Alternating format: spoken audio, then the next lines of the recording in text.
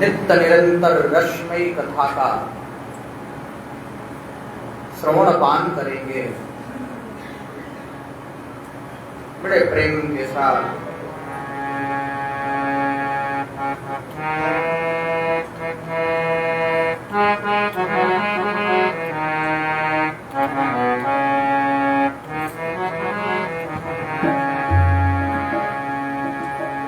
जिस देश में जिस भेष में परिवेश में रहो,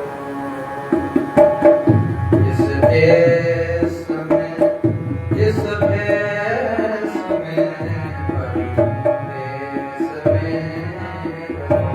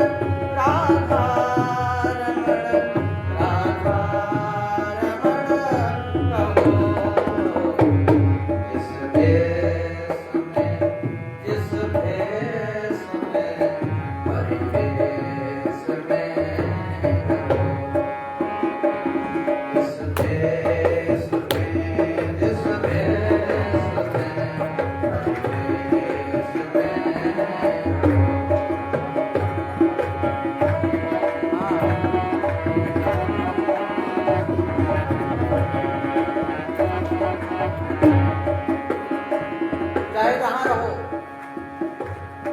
चाहे जैसे रहो, कोई भी भेष धारण किए हो, किसी भी परिवेश में रहो, लेकिन मन राधा रमण के चरणों में लगा करके रखो। जिस देश में जिस भेष में परिवेश में रहो, राधा रमण राधा रमण राधा रमण कहो, राधा रमण राधा रमण राधा रमण कहो।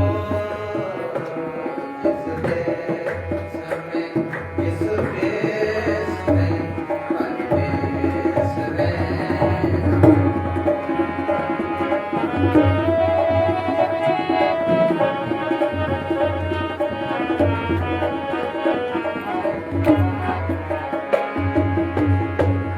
जिस रंग में जिस ढंग में जिस रंग में जिस ढंग में जिस संग में रहो,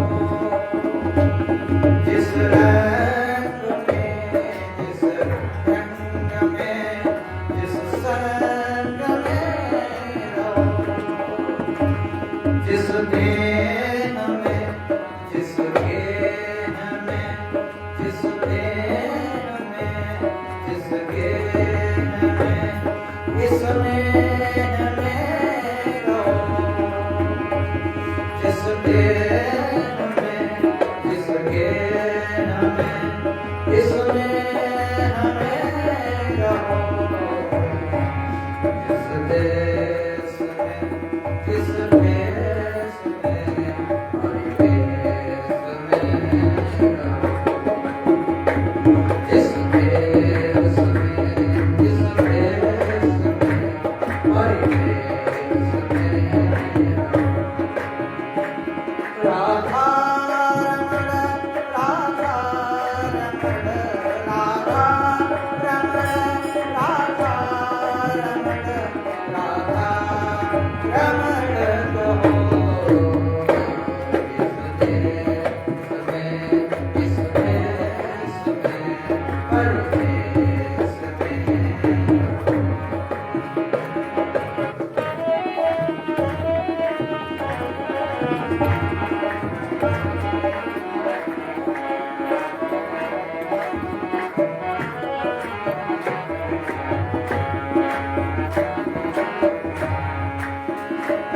जिस भोग में, जिस रोग में, जिस भोग में, जिस रोग में। याद रखना, आपका भोग भी उत्तम बन जाता है यदि भोग के समय भी परमात्मा का ध्यान आ जाए। जिस भोग में, जिस रोग में, वो रोग भी दूर हो जाता है जिस रोग पर परमात्मा का ध्यान आ जाए।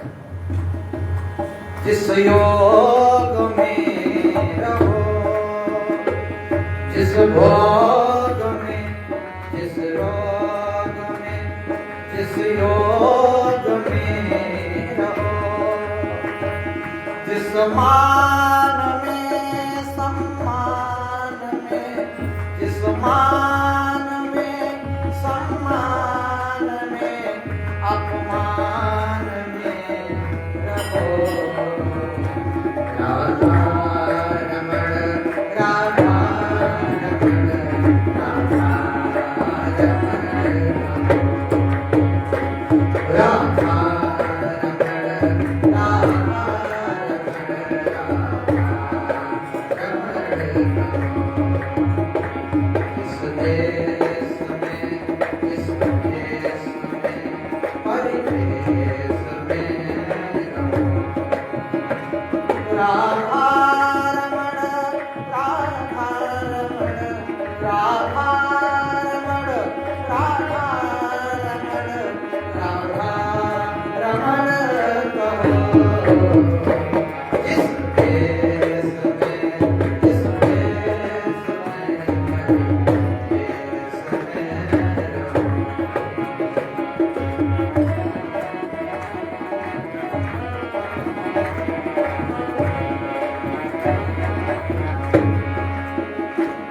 जिस हाल में, जिस चाल में, जिस ख्याल में रहो, जिस हाल में, जिस चाल में, जिस ख्याल में रहो, जिस राग में, अनुराग में, जिस राग में, अनुराग में, बैराग में रहो। राधा रमण, राधा रमण, राधा रमण, ओ राधा रमण, राधा रमण, राधा रमण, राधा रमण, राधा रमण, राधा रमण, राधा रमण, राधा रमण कहो। जिस देश में, जिस देश में,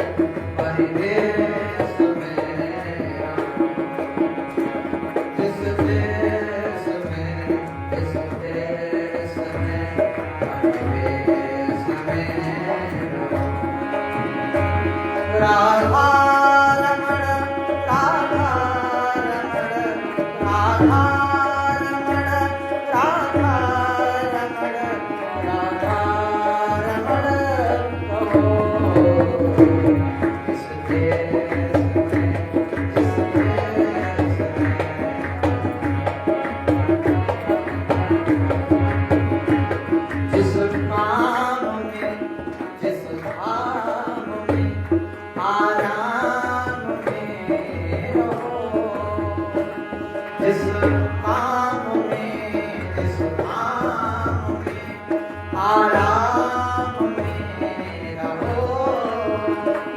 संसार में, परिवार में, संसार में, परिवार में, घर बार में रहो। हर लोक में, परलोक में, इहलोक में, परलोक में, ओ लोक में रहो। इहलोक में, परलोक में, ओ लोक में रहो। राधा रमण, राधा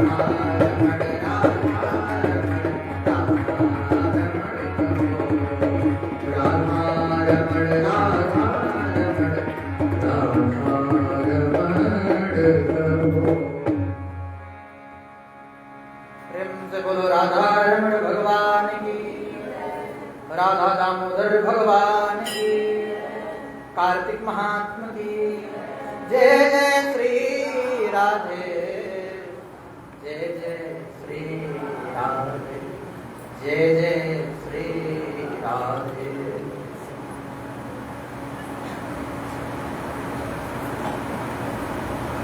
एक बात याद रखना, जीवन में जब हम परमात्मा के प्रति समर्पित भाव से प्रेम करते हैं और कभी हमारे जीवन में उतार चढ़ाव आ जाए, हम उस भेंट को परमात्मा को स्वीकार ना कर पाए, भगवान भी विचलित हो जाता है। एक परम भक्त हुए भगवान के, जिनका नाम था त्रिपुरदास, और त्रिपुरदास कोई साधारण व्यक्ति नहीं थे, राजा के दरबार में मंत्री थे और उनका एक ही काम था, बड़े महंगे वस्त्र बनवाते थे, ठंडी के, कंबल के, बड़े सुंदर सुंदर, और श्रीनाथ जी को पहनाते थे। जाकर के भेंट करते, स्वयं वस्त्र पहनाते, हमेशा का यही काम। याद रखना, हम अपने लिए तो ऐसा सोचते हैं कि हम इतने महंगे वस्त्र पहन लें, वही है जिसका धन, जिसकी संपत्ति, उसी से महाराज छल। याद रखना,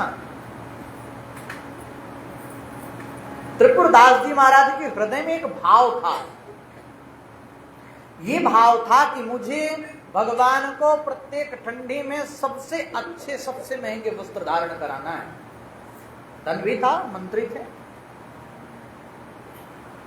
लेकिन महाराज जब हम अच्छे कर्म के लिए जाते हैं, अच्छा काम करने लगते हैं, तो पीछे से खींचने वाले बहुत से मिल जाते हैं। लोग देख नहीं पाते, ये ऐसा कैसे कर रहा है, इसने ऐसे कैसे कर लिया, इसका नाम क्यों हो गया। याद रखना, नाम बड़ाई आपके बस की बात नहीं है। किसका नाम होना है, किसकी बड़ाई होनी है, कब यश मिलना है, कब अपयश मिलना है, ये आपके हाथ में नहीं है। सारी चीजें परमात्मा ने आपके कर्म पर छोड़ रखी हैं, लेकिन कुछ चीजें विधाता के हाथ में दे रखी हैं। याद रखना, कुछ चीजें भगवान के हाथ में भी होती हैं। यदि मालिक पूरा कंट्रोल आप पर छोड़ देता तो आप भटक जाते मार्ग से, उसको याद ही नहीं करते कभी। लेकिन मालिक ने ऐसी चीजें अपने पास रख ली हैं कि जिसके कारण आप बार बार दुनिया में भटकने के बाद भी उसके दरबार पर आते हो।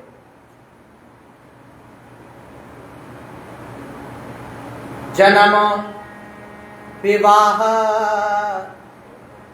मरण गति सोई,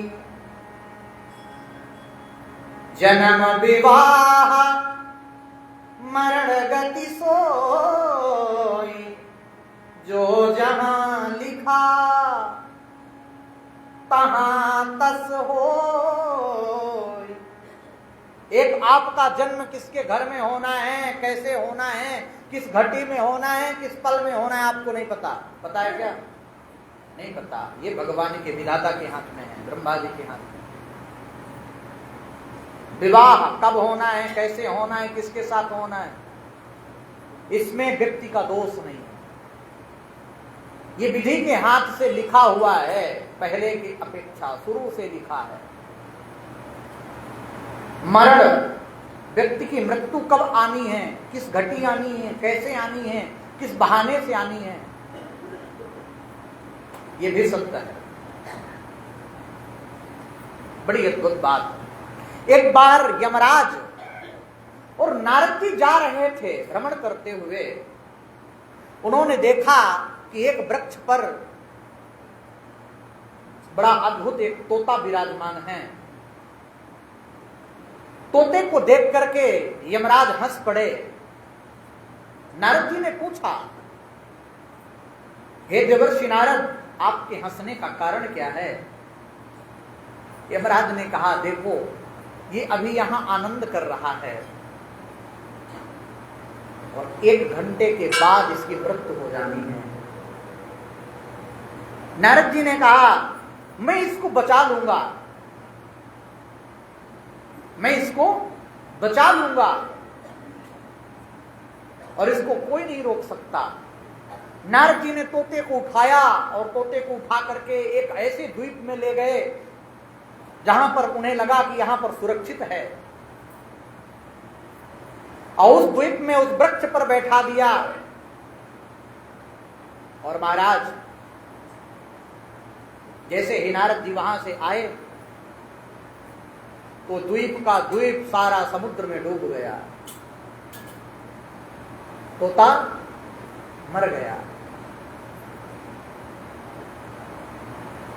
यमराज के पास आए नारद जी, बोले मैंने तो उसको बचाने के लिए वहां छोड़ा। बोले उसकी मृत्यु ही वहीं लिखी थी कि आप उसको छोड़ करके वहां आओ। बोलो राधे राधे। कहने का भाव, जहां लिखा होगा आपको वहां पहुंचना पड़ेगा, चाहे जिस बहाने से पहुंचो।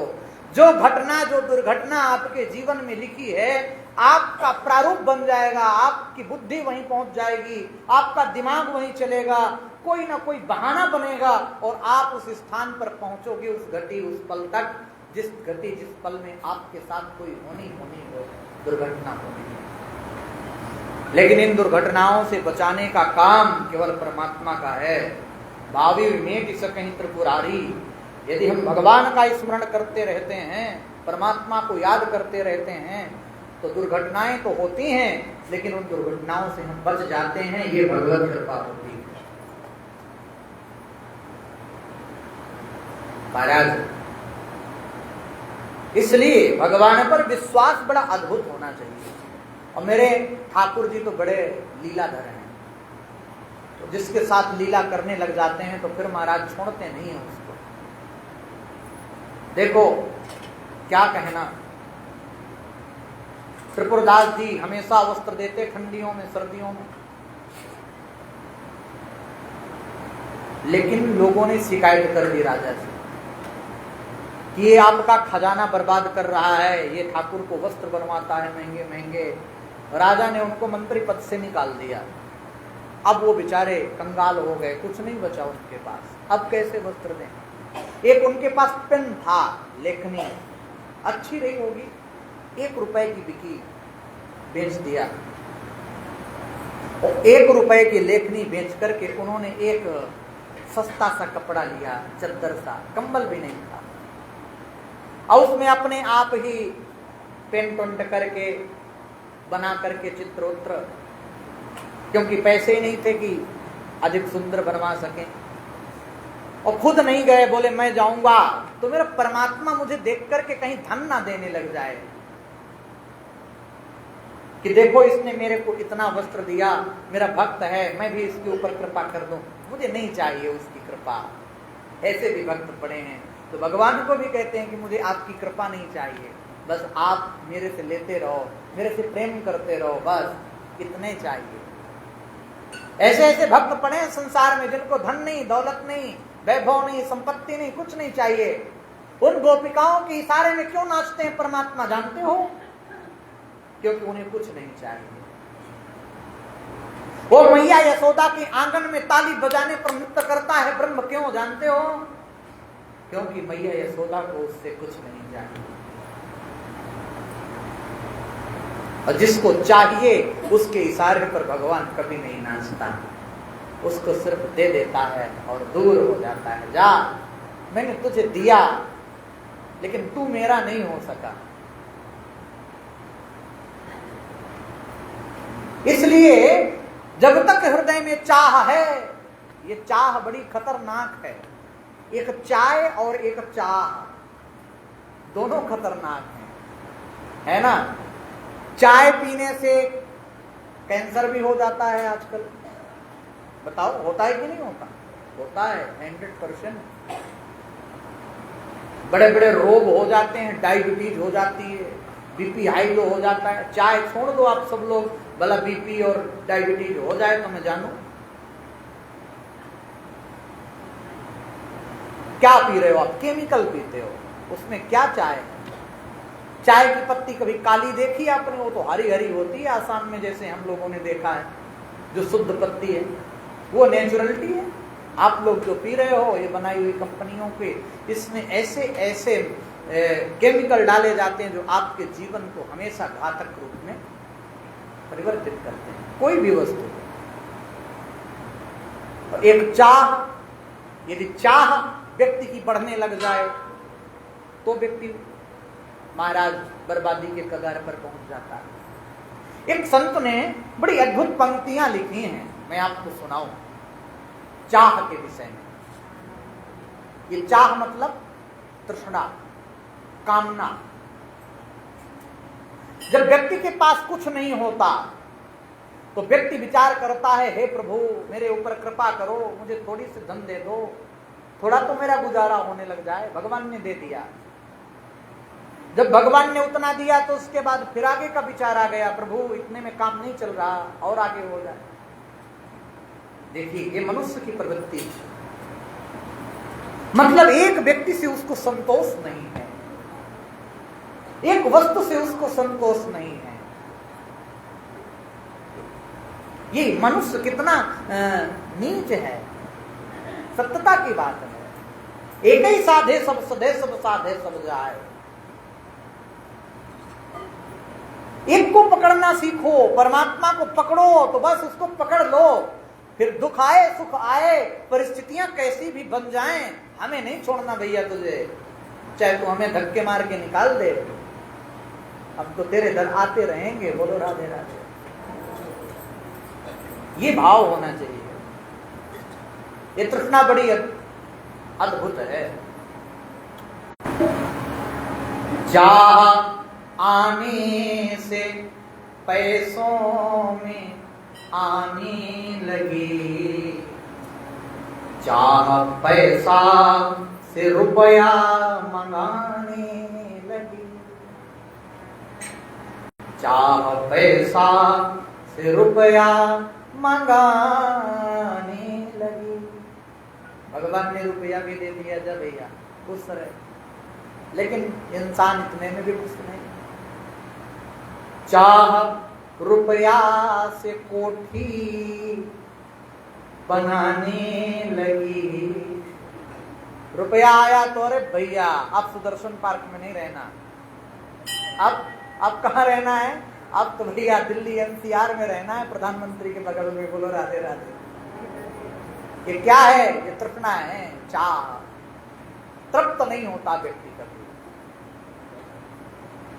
चाह रुपया से कोठी बनाने लगी। अब कोठी भी बन गई भाई, इतने में संतोष कर ले, लेकिन नहीं। चाह कोठी में मोटर मंगाने लगी। अब तो भैया मोटर भी चाहिए, पैदल नहीं चला जाएगा। चाह कोठी में मोटर मंगाने लगी, और जब मोटर आ गई तो चाह मोटर से होटल में जाने लगी। चाह मोटर से होटल में जाने लगी। फिर तो महाराज ये होता है, आज घर में कुछ मत बनाओ, चलो चलते हैं रेस्टोरेंट से खा के आते हैं, हल्दीराम वाला खाएंगे पराठा। बोलो राधे राधे, है ना? ये क्या है? तृष्णा, चाह जो कभी नहीं पूर्ण होती। आप कितनी बार कुछ भी भोग कर लो संसार की वस्तुओं को, वो कामना कभी पूर्ण नहीं होती। राजा ययाति अपने पुत्र की आयु लेकर के इस संसार का भोग करते रहे हजारों वर्ष तक, फिर भी तृप्त नहीं हुए, और अंत में उन्होंने अपने पुत्र से माफी मांग करके उसकी आयु देकर के भगवान के चरणों में लीन हो गए। तो यह शांति और सुख तो केवल उसके चरणों में है, बाकी कहीं नहीं है। ये याद रखना। चाह मोटर से होटल में जाने लगी, होटल में चाह क्या क्या न करने कराने लगी, और चाह जग से लगी जी जरा हो गया, चाह जग से। याद रखना, जब संसार की तृष्णा बढ़ती है तो चिंता छोड़ कुछ नहीं मिलता, केवल चिंता मिलती है। और चिंता सापी न काही न खाया, को जग जाहि न व्यापी माया। चिंता एक ऐसा विषय है कि ऐसा कोई मनुष्य नहीं है कि जिसको चिंता ने न डसा हो, चिंता रूपी शर्पणी जिसको न खाया हो, ऐसा संभव नहीं है। पर ऐसा कोई मनुष्य नहीं है जिसको माया न पकड़ के रखी हो, जिसको माया न व्याप्त हुई हो। ये जीवन का सत्य बता रहा हूं। चाह जग से लगी जी जरा हो गया, और चाह हरि से लगी जी हरा हो गया, और चाह पाली जिन्होंने वो पीले हुए। जिसने चिंता को पाल करके रखा वो जीते जी चिता में जल गया, सूख करके लकड़ी हो जाता है। चिंता इतनी खतरनाक वस्तु है। कोई संत कहते थे कि चिता तो केवल मुर्दे को जलाती है, चिंता तो जीते जी इंसान को जला डालती है। इसलिए छोड़ दो, जो होना होगा होगा भैया।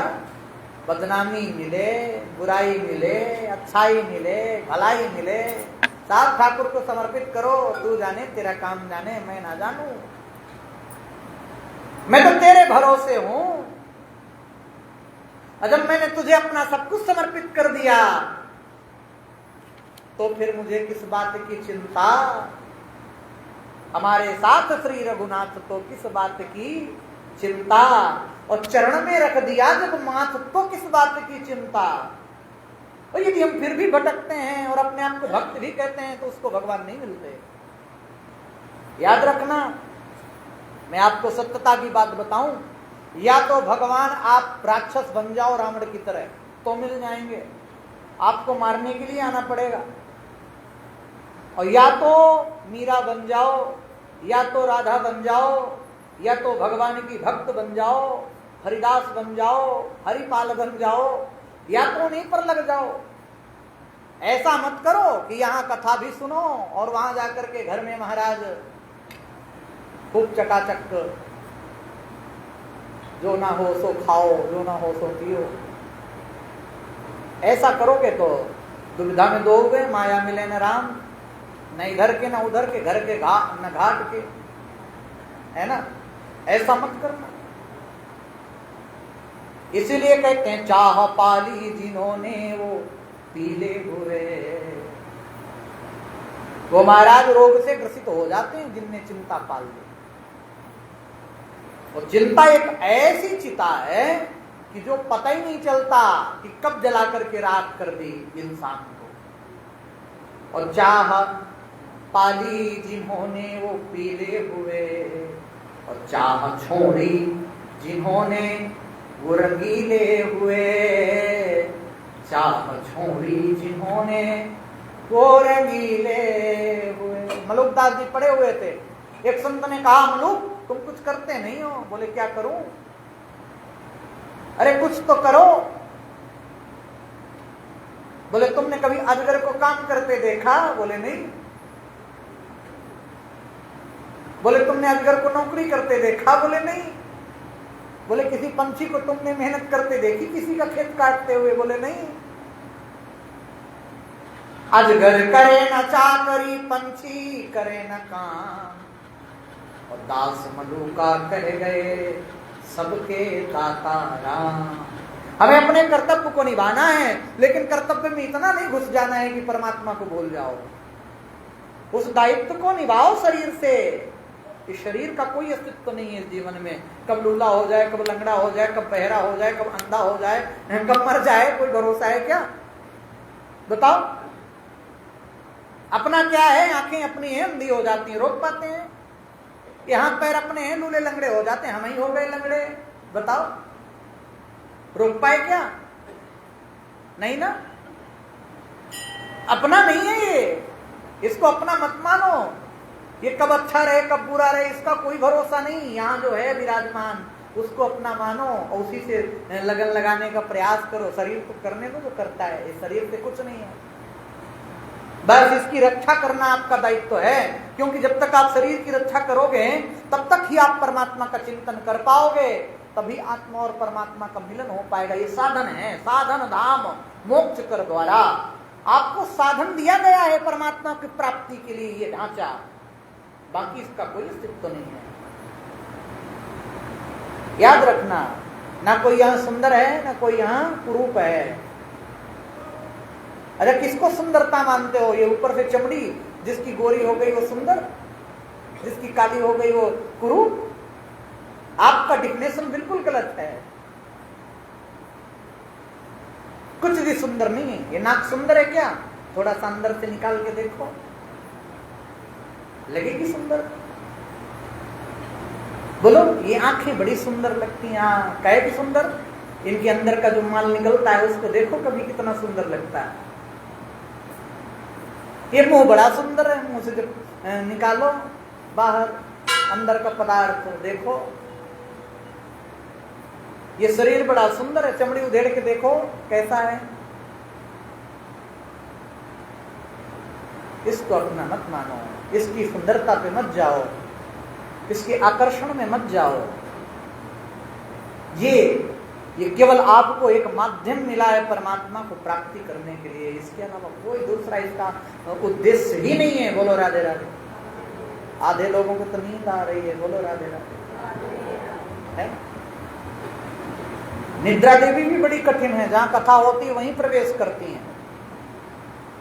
कुंभकर्ण की पत्नी है, कुंभकर्ण भगवान के हाथों मारा गया, निद्रा देवी गई, बोले अब मैं कहां जाऊं? बोले जाओ जहां भक्त कथा न सुन रहे हैं उनके ऊपर सवार हो जाओ। बोलो राधे राधे।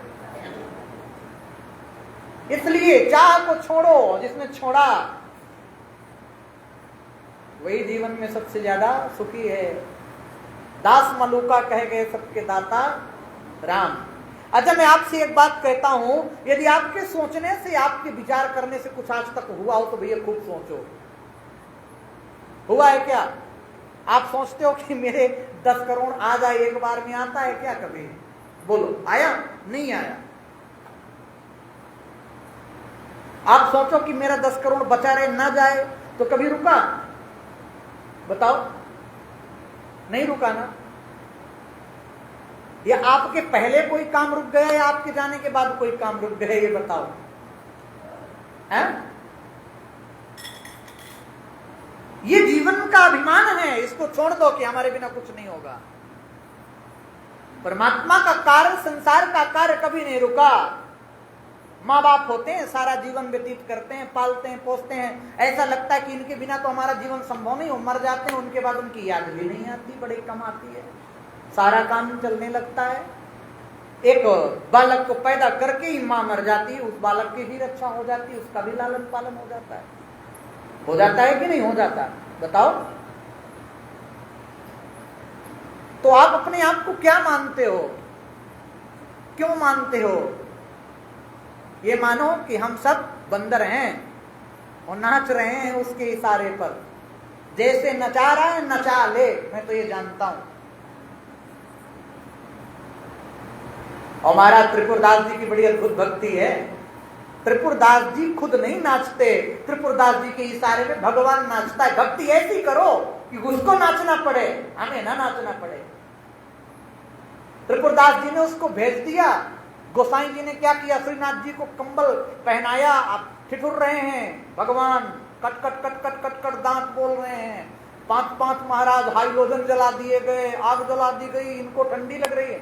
10 कंबल पहना दिए गए, उड़ा दिए गए, ठंडी जा ही नहीं रही। गोसाई जी भी थर थर कांप रहे हैं, क्या हुआ इनको? और दांत किट किट किट किट, शरीर छुए थे एकदम बर्फ श्रीनाथ जी का। तब गोसाई जी ने कहा कि ये पता नहीं कन्हैया कौन सी लीला कर रहे हैं। बोले जय जय, कुछ तो बताओ। कौन सा अपराध हुआ, किसके लिए परेशान हो? गोसाई जी ने पूछा किसी भक्त ने कुछ भेजा तो नहीं? और जो चद्दर त्रिपुरदास जी ने भेजी थी वो पतली सी थी, हल्की सी, कोई मोल की नहीं थी, तो उसको सेवकों ने क्या किया, बाहर रखवा दिया। किस काम की? हमारे श्रीनाथ जी तो इतने महंगे वस्त्र पहनते हैं। जब गोसाई जी ने पूछा किसी ने कुछ भेंट तो नहीं भेजी? बोले हाँ, एक पतली सी चद्दर आई थी, उसका कोई हमने फेंक दिया उसको। बोले उठा के लाओ। जब उठा करके लाए, सारे कंबल उतार दिए, उसको उड़ाया तो बोले पसीने आ रहे हैं, ये बंद कर, हाइलोजन वाइलोजन, कंबल कंबल भगाओ सब, मेरे को पसीने की धार बह रही है। बोले जय हो जय जय, आपकी क्या कृपा है? बोले किसकी है? बोले मेरे भक्त की है, उसने मेरे को भाव से भेजा। जब उसके पास था तो उसने हीरे जवाहरात भेजे, आज उसके पास नहीं है तो ये वस्त्र भेजा। तो मेरा दायित्व बनता है, परमात्मा कहता है कि मेरा दायित्व बनता है, एक मैं ही तो हूँ जो उसके सुख में भी साथ हूँ और उसके दुख में भी साथ हूँ, और एक संसार है जो केवल सुख में साथ है और दुख में साथ छोड़ देता है। ये संसार का नियम है। इतना अद्भुत है मेरा परमात्मा। मेरा गोपाल गिरधारी जमाने से निराला है। मेरा गोपाल गिरधारी जमाने से निराला है।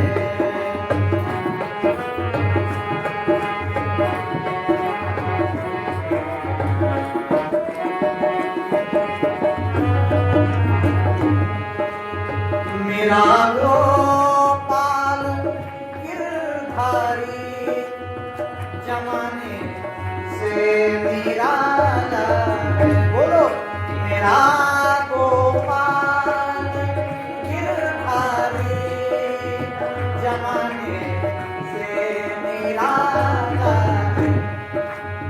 न गोरा है न काला है, रंगीला है रसीला है, न गोरा है न काला है, रंगीला है रसीला है, न गोरा है न काला है।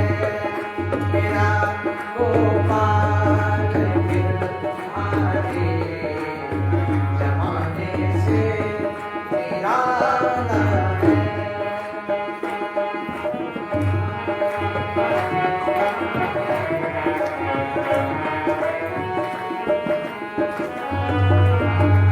बड़ी अद्भुत लीलाएं हैं उसकी। कभी सपनों में आ जाना, कभी रूपोस हो जाना, कभी सपनों में आ जाना, कभी रूपोस हो जाना। रूपोस का मतलब ओझल हो जाना, बिना रूप का हो जाना।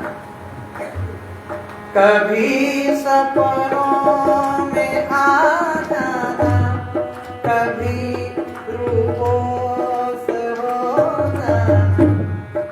ये तरसाने का मोहन में, ये तरसाने का मोहन में, अनोखा ढंग निकाला है।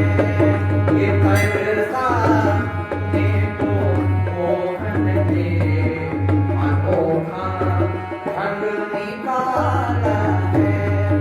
मेरा गोपाल गिरधारी जमाने से निराला है। निराला है ओ रंगीला है रसीला है, रंगीला है रसीला है, न गोरा है न काला है। मेरा गोपाल गिरधारी जमाने से निराला।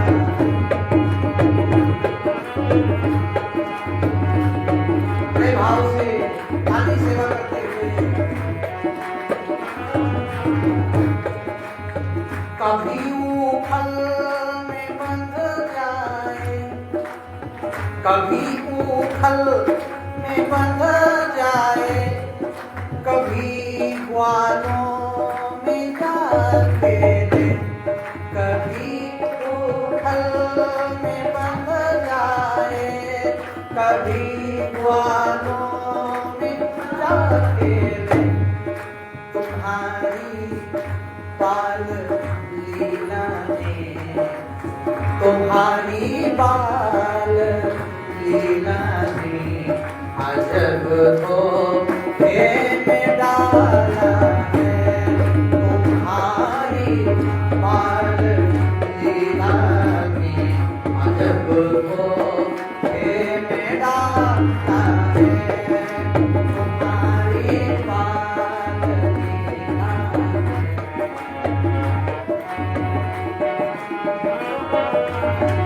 ओ मेरा गोपाल गिरधारी, जमाने से निराला है, मेरा गोपाल गिरधारी।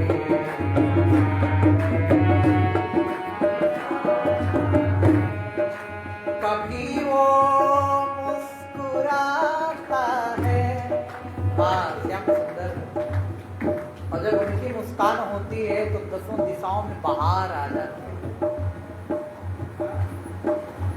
ये हवा, ये ऋतु, ये दसों दिशा तेरी एक अदा पे निसार है। ये हवा, ये ऋतु, ये दसों दिशा तेरी एक अदा पे निसार है, और हमें क्यों न हो तेरी जुस्तजू, हमें क्यों न हो तेरी जुस्तजू, तेरे आने से ही बाहर। कभी वो मुस्कुराता है, कभी वो रूठ जाता है, कभी वो मुस्कुराता है, कभी वो रूठ जाता है। इसे दर्शन के खातिर को, इसे दर्शन के खातिर को बड़े नामों से पाला है, मेरा गोपाल गिरधारी, जमाने से निराला है।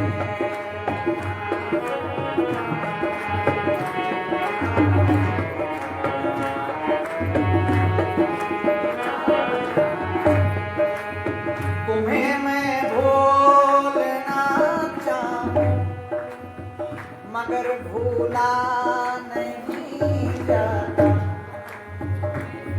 तुम्हें मैं भूलना चाहूं, मगर भूला नहीं जाता। तुम्हारी सांवली सूरत, तुम्हारी सांवली सूरत ने ऐसा जादू डाला है, तुम्हारी सांवली सूरत ने ऐसा जादू डाला है, मेरा गोपाल गिरधारी, जमाने से निराला है।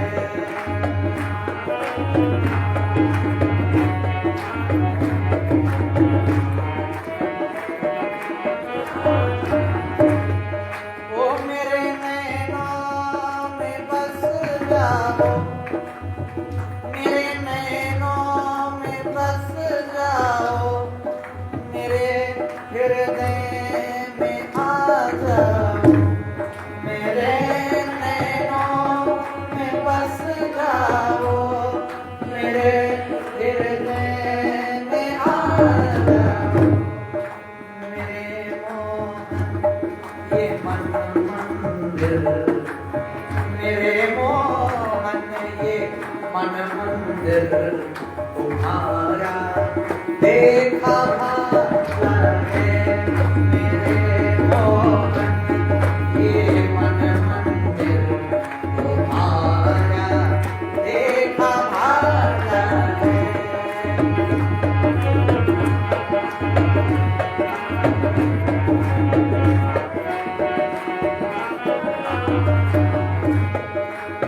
तुम्हें मुझसे हजारों हैं, तुम्हें मुझसे हजारों हैं, मगर मेरे तुम ही तुम हो। तुम्हारे पास अनेक भक्तों की लाइन लगी है, लेकिन मेरे पास तुम्हारे सिवा कोई नहीं है। यही भाव तो भगवान को रिझाता है। तुम्हें मुझसे हजारों हैं, मगर मेरे तुम ही तुम हो। तुम ही सोचो हमारी तो, तुम ही सोचो हमारी तो, कोई ना सुनने वाला है। तुम ही सोचो हमारी तो, कोई ना सुनने वाला है। तुम ही सोचो हमारी तो, कोई ना सुनने वाला है। निराला है, रसीला है, रसीला है, रसीला है, न गोरा है न काला है। मेरा गोपाल गिरधारी जमाने से निराला है, जमाने से निराला है, जमाने से निराला। 88,000 सोनक आज ऋषि विराजमान होकर भगवान की कथा सुनते हैं। बड़ी अद्भुत कथा। आपने सुना कि मैया अदिति तप कर रही हैं, अग्नि लगा दी देवताओं ने, लेकिन मैया अदिति जली नहीं। भगवान यज्ञ नारायण प्रकट हुए साक्षात चतुर्भुज रूप में। बोले माँ वरदान मांगो, क्या मांगना चाहती हो? बोले प्रभु आपसे एक ही वरदान मांगती हूँ कि मेरे पुत्रों का राज्य वापस हो जाए और आप मेरे घर में पुत्र के रूप में पदार्पण करो। आप मेरे घर में पुत्र के रूप में आओ, ऐसा वरदान मांगती मैया अदिति।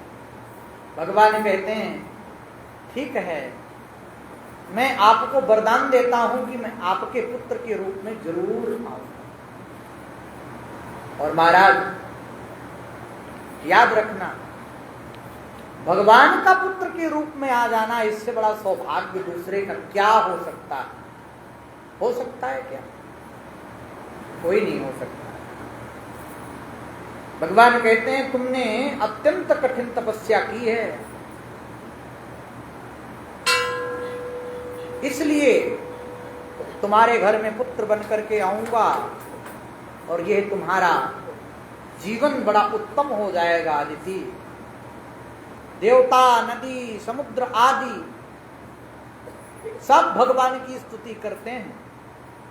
मैया अदिति बड़े अद्भुत शब्दों में स्तुति कर रही हैं, सुंदर सुंदर उपमा दे रही हैं, अद्भुत अद्भुत विशेषण लगा रही हैं और कहती हैं कि प्रभु आपके जैसा संसार में कौन हो सकता है। तम अद्भुतम बालक अंबुजे क्षणम, आपके जैसा अद्भुत स्वरूप किसका हो सकता है ही नहीं। चार भुजाएं, शंख चक्र गदा पद्म, साथ में गरुड़। हे प्रभु आप ही मेरे पुत्रों की रक्षा कर सकते हैं, आप उनको निष्कंटक राज दीजिए। भगवान मैया अदिति के वचन को सुनकर कहने लगे, देव माता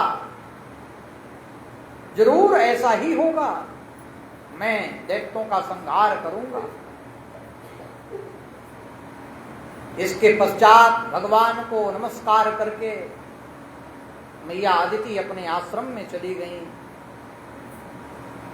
जब आश्रम में गईं तो यथा समय अदिति ने देखा कि हजारों सूर्य के समान तेजस्वी श्रोणायाम श्रवण द्वादश्याम। महाराज बड़ी अद्भुत बात, भगवान शंख चक्र गदा पद्म कमंडल पीतांबर धारी मुनियों द्वारा स्थिति किए गए दैत्य दल भक्तों के प्रिय वामन भगवान के रूप में मैया अदिति के यहाँ प्रकट होते हैं। बोलो वामन भगवान की। भगवान की स्तुति की मैया ने। तब वामन भगवान कश्यप जी से बोले, पिताजी हम प्रसन्न हैं आपके समस्त मनोरथ पूर्ण हो। हमने अब तक 2 बार आपके घर में जन्म लिया और आगे भी आपके यहाँ जन्म लेते रहेंगे। महाराज वामन भगवान का सुंदर यज्ञोपवीत संस्कार हुआ, सुंदर उपनयन संस्कार हुआ, खड़ाओं प्रदान की गई, कमंडल प्रदान किया गया, उपवीत धारण कराया गया। सारे देवता बृहस्पति ब्रह्मा आदि देवता भगवान से प्रार्थना करते हैं, प्रभु जब सारा संसार प्रलय में डूब जाता है तब आप संसार की रक्षा करते हो। इसी तरह आज ये देवता मारे मारे कंदराओं में घूम रहे हैं। भगवान ने कहा इन देवताओं के जैसा स्वार्थी तो कोई है नहीं, लेकिन रक्षा तो करूंगा। बोले जब ये स्वर्ग पा जाते हैं तो मुझे भी भूल जाते हैं। अस को नहीं जन्मा जगमाही प्रभुता पाई जाही मद नाही। ऐसा संसार में कोई जन्म लेकर के नहीं आया कि जिसको प्रभुताई मिली हो और उसने अहंकार ना आया हो। इसलिए इस अहंकार को दूर करने के लिए मैं इन देवताओं की परीक्षा ले रहा था। अब इनके कष्ट को दूर करूंगा। प्रेम से बोलो भक्त वत्सल भगवान बांके बिहारी सरकार राधा दामोदर भगवान की जय जय श्री राधे श्याम।